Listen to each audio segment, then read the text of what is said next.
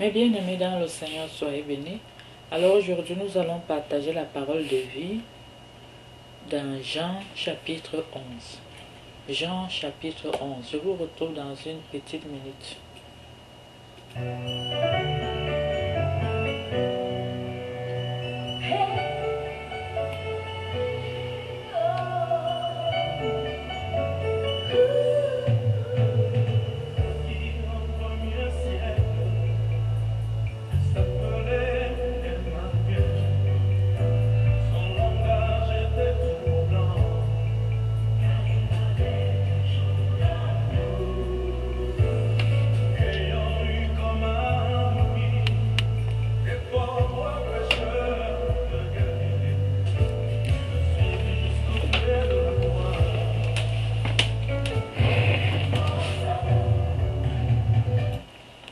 Merci.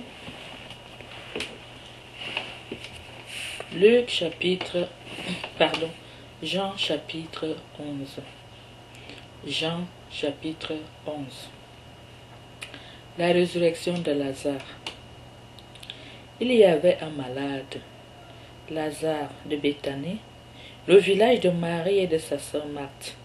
Marie était celle qui oignait le Seigneur de parfum et lui essuya les pieds avec ses cheveux. C'était son frère Lazare qui était malade. Les deux sœurs envoyèrent donc dire à Jésus: Seigneur, celui que tu aimes est malade. À cette nouvelle, Jésus dit: Cette maladie ne mène pas à la mort. Elle est pour la gloire de Dieu, afin que le Fils de Dieu soit glorifié par elle. Or, Jésus aimait Marthe et sa sœur et Lazare. Quand il apprit que celui-ci était malade, il demeura 2 jours encore dans le lieu où il se trouvait. Alors seulement, il dit aux disciples: Allons de nouveau en Judée. Ses disciples lui dirent: Rabbi, tout récemment les Juifs cherchaient à te lapider, et tu retournes là-bas? Jésus répondit: N'y a-t-il pas 12 heures de jour? Si quelqu'un marche le jour, il ne bute pas, parce qu'il voit la lumière de ce monde. Mais s'il marche la nuit, il bute, parce que la lumière n'est pas en lui. Il dit cela, et ensuite: Notre ami Lazare repose, leur dit-il, mais je vais aller le réveiller. Les disciples lui dirent: Seigneur, s'il repose, il sera sauvé. Jésus avait parlé de sa mort, mais eux pensaient qu'il parlait du repos du sommeil. Alors Jésus leur dit ouvertement: Lazare est mort, et je me réjouis pour vous de n'avoir pas été là-bas, afin que vous croyiez. Mais allons auprès de lui. Alors Thomas, appelé Didyme, dit aux condisciples: Allons, nous aussi, pour mourir avec lui. À son arrivée, Jésus trouva Lazare dans le tombeau depuis 4 jours déjà. Béthanie était près de Jérusalem, distant d'environ 15 stades, et beaucoup d'entre les Juifs étaient venus auprès de Marthe et de Marie pour les consoler au sujet de leur frère. Quand Marthe apprit que Jésus arrivait, elle alla à sa rencontre, tandis que Marie restait assise à la maison. Marthe dit à Jésus: Seigneur, si tu avais été ici, mon frère ne serait pas mort. Mais maintenant encore, je sais que tout ce que tu demanderas à Dieu, Dieu te l'accordera. Jésus lui dit: Ton frère ressuscitera. Je sais, dit Marthe, qu'il ressuscitera à la résurrection, au dernier jour. Jésus lui dit: Moi, je suis la résurrection. Qui croit en moi, même s'il meurt, vivra. Et quiconque vit et croit en moi ne mourra jamais. Le crois-tu? Elle lui dit: Oui, Seigneur, je crois que tu es le Christ, le Fils de Dieu, celui qui vient dans le monde. Ayant dit cela, elle s'en alla appeler sa sœur Marie, lui disant en secret: Le maître est là et il t'appelle. Celle-ci, à cette nouvelle, se leva bien vite et alla vers lui. Jésus n'était pas encore arrivé au village, mais il se trouvait toujours à l'endroit où Marthe était venue à sa rencontre. Quand les Juifs qui étaient avec Marie dans la maison et la consolaient la virent se lever bien vite et sortir, ils la suivirent, pensant qu'elle allait au tombeau pour y pleurer.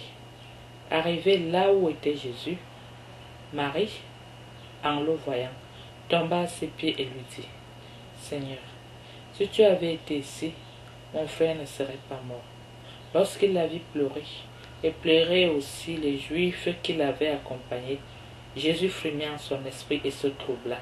Il dit, « Où l'avez-vous mis ?» Ils lui dirent, « Seigneur, viens et vois. » Jésus versa des larmes.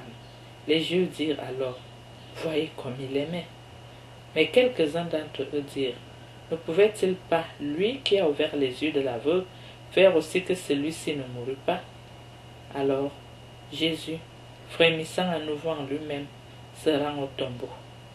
C'était une grotte, avec une pierre placée par-dessus. Jésus dit, « Enlevez la pierre. » Marthe, la sœur du mort, lui dit, « Seigneur, il sent déjà. C'est le 4e jour. » Jésus lui dit, « Ne t'ai-je pas dit que si tu crois, tu verras la gloire de Dieu ?» On enleva donc la pierre. Jésus leva les yeux et dit, « Père, je te rends grâce de m'avoir écouté. Je savais que tu m'écoutes toujours. Mais c'est à cause de la foule qui m'entoure que j'ai parlé, afin qu'ils croient que tu m'as envoyé. » Cela dit, il s'écria d'une voix forte, « Lazare, viens dehors. » Le mort sortit, les pieds et les mains liés de bandelettes, et son visage était enveloppé d'un suaire. Jésus leur dit, « Déliez-le et laissez-le aller. » Beaucoup d'entre les Juifs qui étaient venus auprès de Marie et avaient vu ce qu'il avait fait crurent en lui. Mais certains s'enfuirent trouver les pharisiens et leur dirent ce qu'avait fait Jésus. Les grands prêtres et les pharisiens réunirent alors un conseil. « Que faisons-nous » disent-ils. « Cet homme fait beaucoup de signes. Si nous le laissons ainsi, tous croiront en lui, et les Romains viendront et ils supprimeront notre lieu saint et notre nation. » Mais l'un d'entre eux, Caïphe, étant grand prêtre cette année-là, leur dit, « Vous n'y entendez rien. Vous ne songez même pas qu'il est de votre intérêt qu'un seul homme meure pour le peuple et que la nation ne périsse pas tout entière. » Or cela, il ne le dit pas de lui-même. Mais, étant grand prêtre cette année-là, il prophétisa que Jésus allait mourir pour la nation, et non pas pour la nation seulement, mais encore afin de rassembler dans l'unité les enfants de Dieu dispersés. Dès ce jour-là donc, ils résolurent de le tuer. Aussi Jésus cessa de circuler en public parmi les Juifs. Il se retira dans la région voisine du désert, dans une ville appelée Éphraïm, et il y séjournait avec ses disciples. Mes bien-aimés dans le Seigneur, soyez bénis. Je vous remercie beaucoup d'avoir accepté partager cette parole de vie avec nous. Nous nous retrouverons au partage suivant et que Dieu vous bénisse.